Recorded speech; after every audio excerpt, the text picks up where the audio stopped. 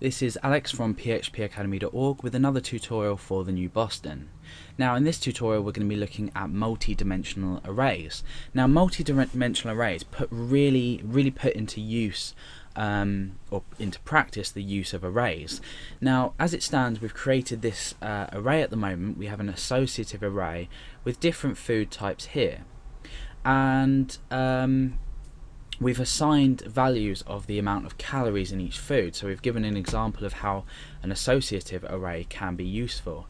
Now we're going to move on to something slightly more complicated, which is multi-dimensional arrays. It sounds more complicated than it is, but in actual fact the basic concept of this is an array inside an array. And this can be multi-dimensional, so it can be a two-dimensional array, a three-dimensional array, and so on and so forth. And you need to really think about this as categories.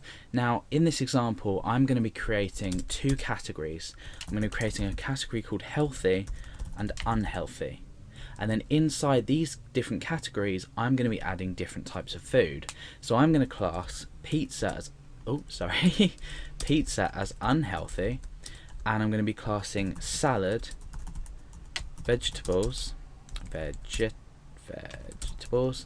and pasta as healthy food. So this is basically a multi-dimensional array because we're going to have an element, two elements, healthy and unhealthy, and then we're going to have more arrays, and pizza is going to be within an array in itself, and salad, vegetable and pasta is going to be in an array. In fact, we'll add another unhealthy, I'll say ice cream. Okay, so this is what we want to achieve. So let's modify underneath here. We'll comment this out just so it's not going to be taken as code. Okay, so we've commented that out. This is essentially what we want. Okay, so this is the top array. So let's delete everything we've got inside. The first thing we're going to do is create two elements to our array. The first one is healthy, the second one is unhealthy. Okay, so now what we want to do is we're creating essentially an associative array, because I want to add a value to this and a value to this, like we did in the associative arrays tutorial. But now instead of assigning a value, you may think, oh yeah, I'm going to start to assign salad as healthy and then blah blah blah. It's going to get all mixed up. So what we do is we take it into another dimension and we say we're assigning the value.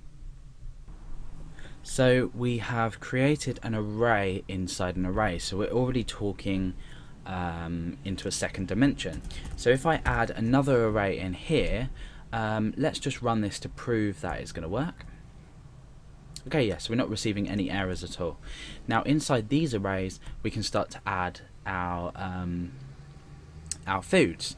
So let's add salad, vegetables and pasta, and then in unhealthy let's add pizza and ice cream. Okay, so now we've essentially created a multi-dimensional array. What we can do is we can bring this down to make it sort of look a bit better. So pull this down to here. It's a bit tricky with this text editor that I'm using, but you get the general idea of how we can make it, you know, look a bit more easy to read, if you like. So let's get rid of this up here just so we look a bit neater. Okay, so let's run this to make sure everything's working.